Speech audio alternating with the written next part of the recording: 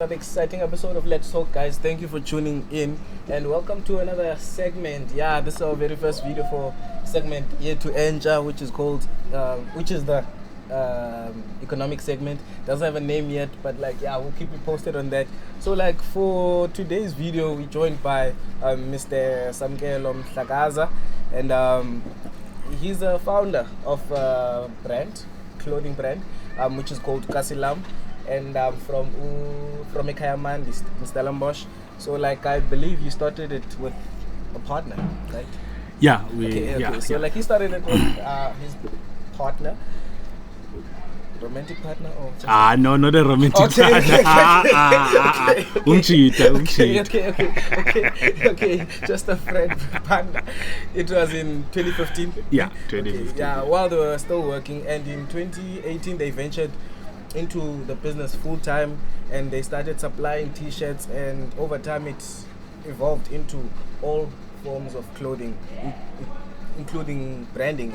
Then Kasilam now is growing and started supplying into schools, and is currently supplying uniform to 2 schools in the township. Three currently. Three currently. Currently 3. So that was just an overview, and our information and research was correct. So can you tell us a bit about yourself? All right. I'm Samkela Mhlakaza. Originally, I was born here in Stellenbosch. I grew up in the community of Kayamandi. All my life, I've been part of the community. Originally, my parents are from the Eastern Cape.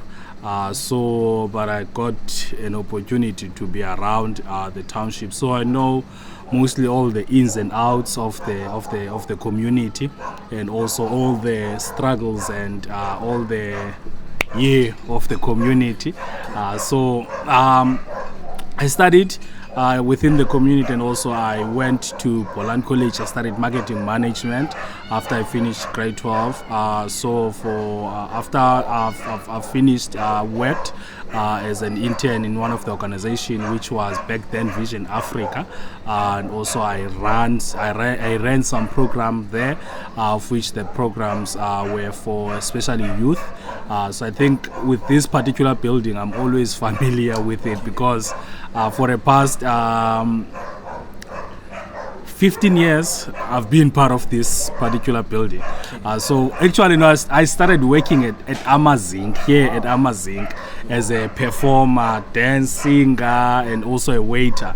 Then I went to study. After studying, I went to Vision Africa. So after Vision Africa, unfortunately in 2018 I got retrenched.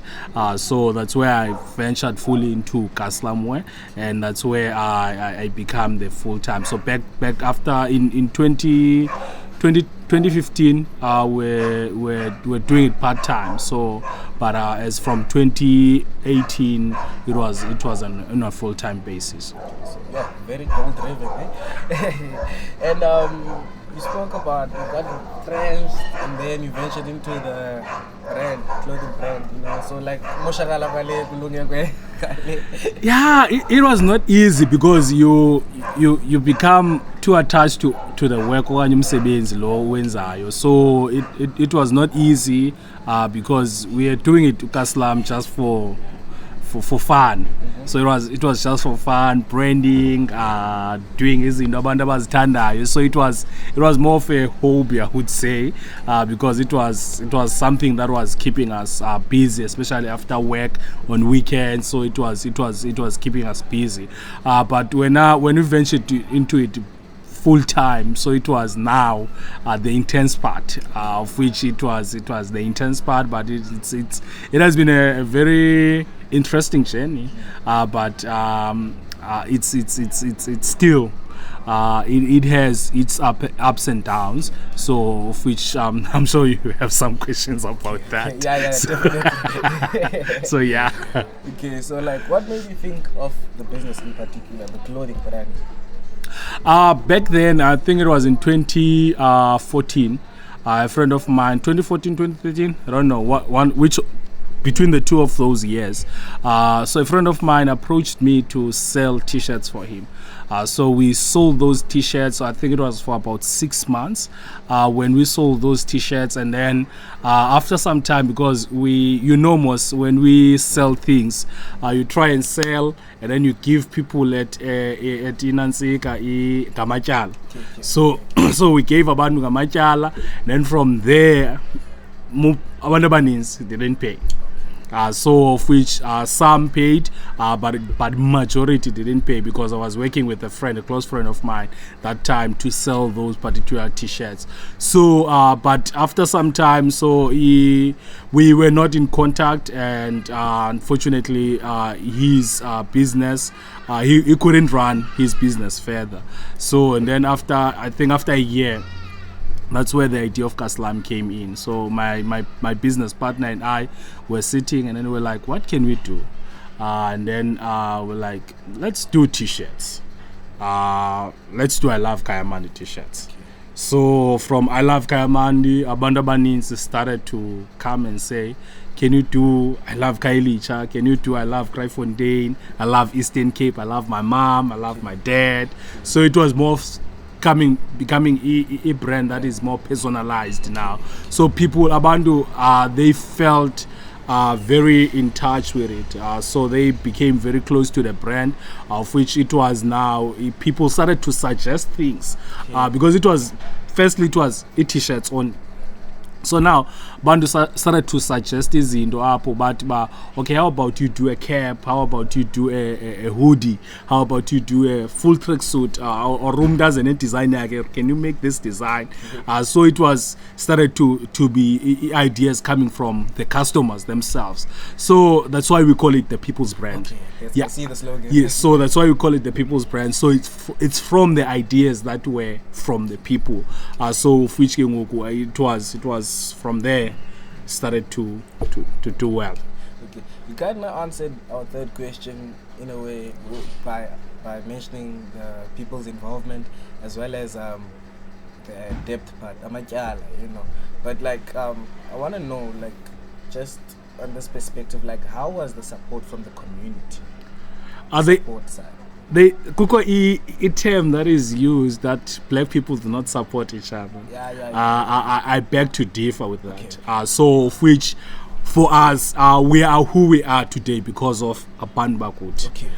So Abantu Bakuthi, like different families, people who don't know, like people whom now we are friends, whom we are very close to a point up, like they will call you, can you do this, or they will refer you to other people also. So it's from it was a more of a word of mouth, of which people supported kakhulu business. So you'd go in the win, abanye 5 other people, tishara, banyo tishara would like phambane, siyafuna. So ufumaniseke kuba yilanansika, so yakhula ngolo hlobo. So even still today, because yendaweni ufumaniseke ukuthenga umuntu oyi-1, and then abanye babona wenza into ethile, because elinye ixesha andino kuyo ndizithengisa uba ndenza into ethile, bese umuntu oyi-1 othengayo, okanye even it's a customer from 2016, then now aphinde bayabuyela, and then it's yeah. That is good to hear. Now to the question that you foreseen about the difficulties. So like, what were the difficulties that you faced when you began the business, and like, how did you solve them? There was one difficulty that we got in I don't know whether it was 2017 or 2016. One of his suppliers there passed away. So he was doing everything for us, so printing, sewing, everything. So we'll just send orders to him. So he passed away. We couldn't operate for about, I think, 6 months to 8 months during that time. So orders were piling. People were like calling, placing orders. So you'd make an excuse, try to make an excuse.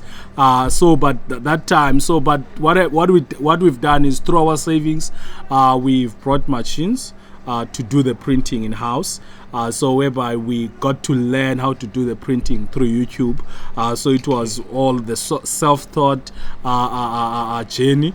So I remember we had some sleepless nights whereby we would do printing for the whole night, whereby now in the 2 hours back in the days they would do it within the whole night. Yeah, so that was one challenge that we had. Okay. And like you couldn't really solve it, but like I see how you moved on from that. So like now that Kasilam is a nationwide supplier or brand, how do you feel about that first? And also, like, are there any expansion plans? It's great. The support has been amazing. So it's great. I feel excited. When you wake up in the morning, and then the first thing you think about it's people's orders. So that's the first thing you think about. I was like, I need to do A, B, C, D. So you're already calculating how your day will be. So that's what wakes me up in the morning. So I would wake up in the morning and make sure that at least the to-do list for that particular day is done. So of which it's very exciting. So for future we're excited. There are many possibilities. So of which I mean opportunities. There are many opportunities that are out there. So of which we are very excited for those opportunities because we're tapping into different industries. Of which, as you mentioned, that we're doing schoolwear. So we're tapping into the schoolwear. So of which it's a very great opportunity that we've tapped in. So of which we see a growth there, and also we see a growth in we see a growth in workwear. So there are those opportunities, and also we see a growth also in Kasilam as the brand because now we're also focusing because they are internationals. So of which internationals also they do buy Kasilam. More money international. No, it's the same price actually. It's the same price. No, it's the same price. Okay. So like you putting about Yaris out of business now. Yeah. Nobody. Yeah. We're gonna get there one day. Okay. So like on the expansion part, like am I to see like is like a shop maybe, and also maybe moving like not just out Pekaman, but maybe I know like it's a big thing, but like is that the plan? Is that the goal? Yes, there is a possibility. So what we have done is Kasilam we've categorized it in 4 or 5 phases. So there is Kasilam as the brand, there is workwear, there is schoolwear, so there is the 5th one.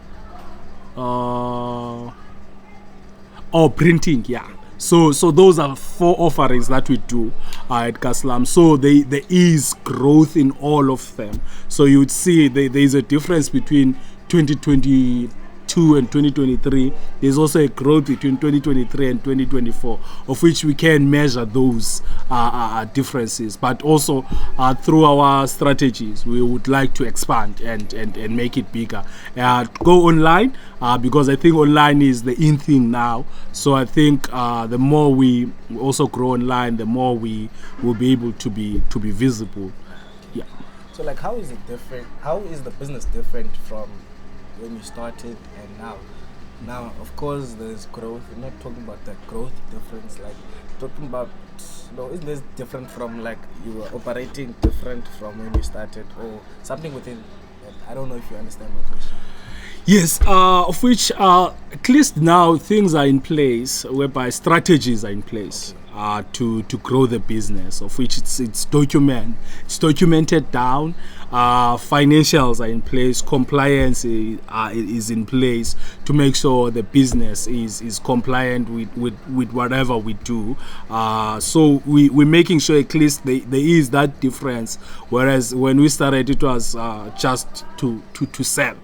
Most xa business, especially seeing a young school for a business. So yenza business just for the sake of doing business, just for the sake of utengisa. But now at least it's no longer just for the sake of utengisa, but it's the sake of their plans to make sure that we grow the business, and also we were able to make sure that it is sustainable.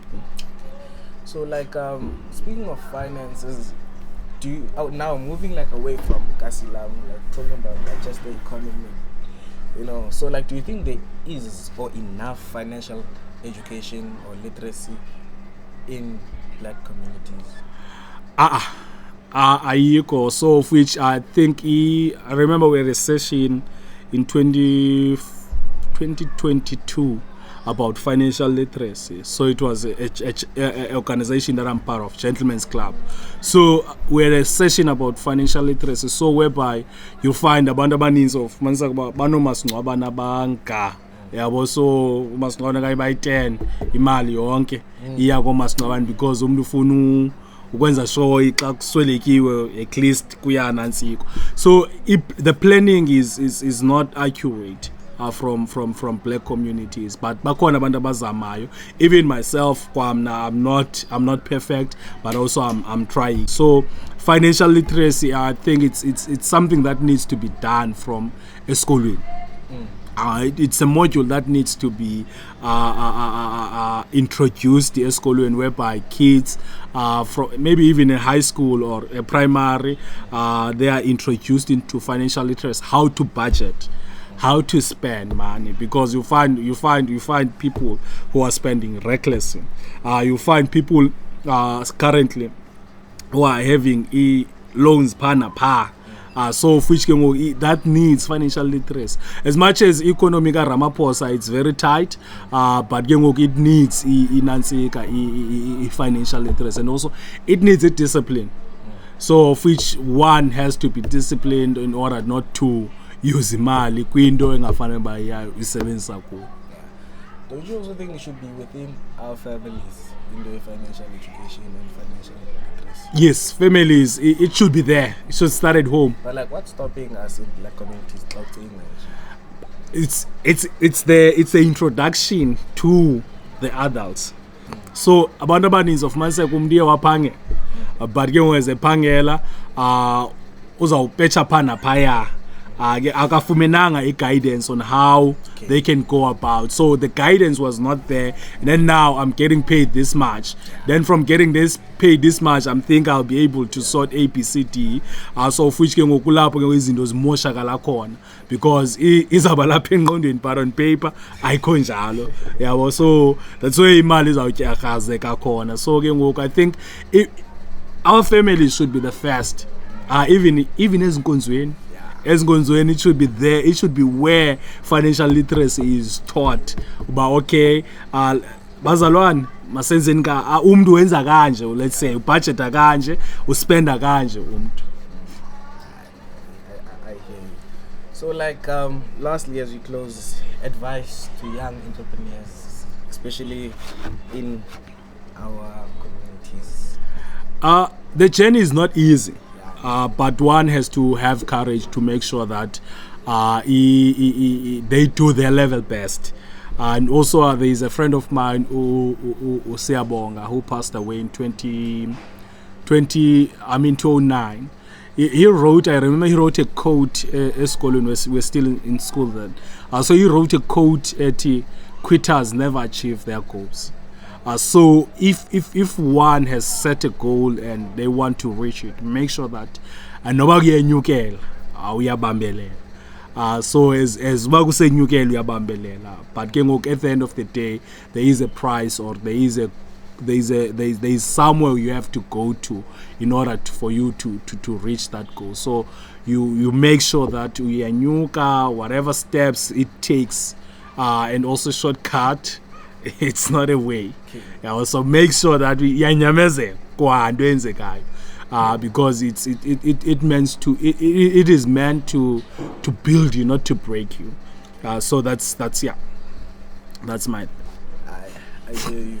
So like you believe there are enough opportunities or channels, core channels to make it, especially for young entrepreneurs, because hearing from the conversation that we had, you had a qualification in marketing, and then you thrived into a clothing business. So like your qualification might have helped, I do believe. So like, which is, you know, in most cases, apha kukho abantu that are sitting with qualifications, and I don't know, they're expecting employment kakhulu, but like they turn away from this, you know, like self-employment and like starting for yourself, you know. So like on that, do you believe there are enough opportunities for like almost everything?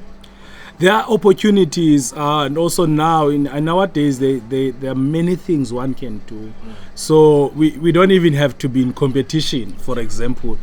So there are many things with technology. One can grab an opportunity in technology. Look at the fiber that is installed in our community. No one thought about that, or maybe someone thought about it, but they didn't have funding.